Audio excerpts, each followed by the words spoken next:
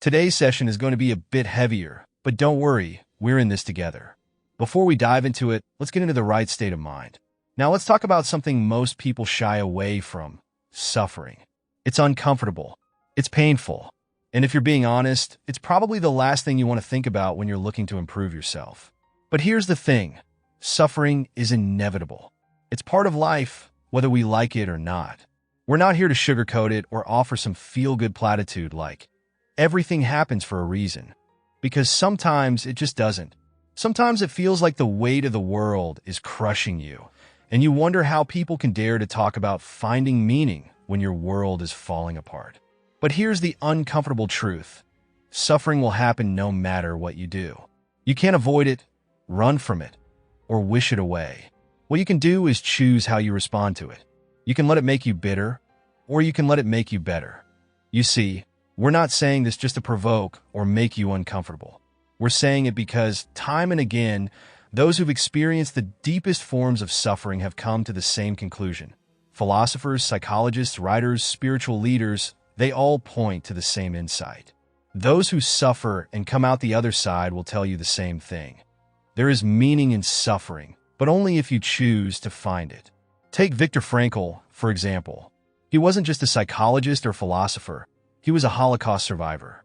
He lived through one of the darkest chapters in human history and lost his entire family.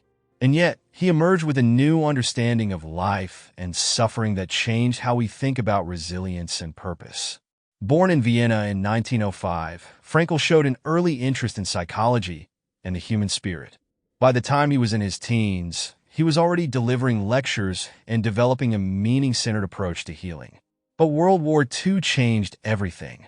The Nazis forced him to close his practice, and he was sent to a concentration camp, along with his wife, parents, and siblings. Imagine that for a second. Your world shatters. Everything you love is ripped away, and you're left in a place designed to strip you of your humanity. For most of us, that's where hope would die. But Frankl, even in those unimaginable circumstances, clung to something deeper. When he wasn't being beaten, starved, or forced to work, he observed his fellow prisoners. He noticed that those who survived, who kept their minds intact, weren't necessarily the strongest or the fittest. They were the ones who found a reason to keep going. A why. For Frankl, it was imagining himself delivering lectures about the lessons he was learning in that hell. Every day became a challenge.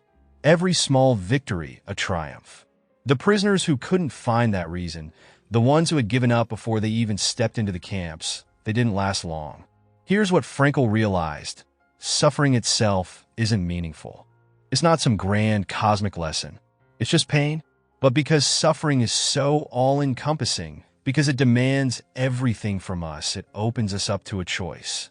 You can let it consume you and become nothing more than your pain, or you can find a reason to fight through it. And in doing so, give it purpose. When faced with suffering, you have two doors. One that leads to darkness and despair, and another that leads to growth, wisdom, and yes, meaning. It's not the suffering that shapes you. It's your choice about how to face it. It's hard. It's brutal. It's unfair. But it's true. Suffering ceases to be suffering at the moment it finds meaning, Frankl said. And he was right. It's why he survived. It's why so many people who've faced unbelievable hardship have found a way to come back stronger. You've probably heard it before. He who has a why to live can bear almost anyhow, as Nietzsche put it. But it's more than just a clever quote. It's the foundation of resilience. Your why, your purpose, is the key that opens the second door. What's your why? What is it that you're fighting for? Your family? Your dreams? Your own self-respect? Without a strong enough why, suffering will feel meaningless and cruel. But when you have a clear purpose, it stops being just pain, it becomes a challenge, an obstacle to overcome. You see, suffering is inevitable, but despair is optional.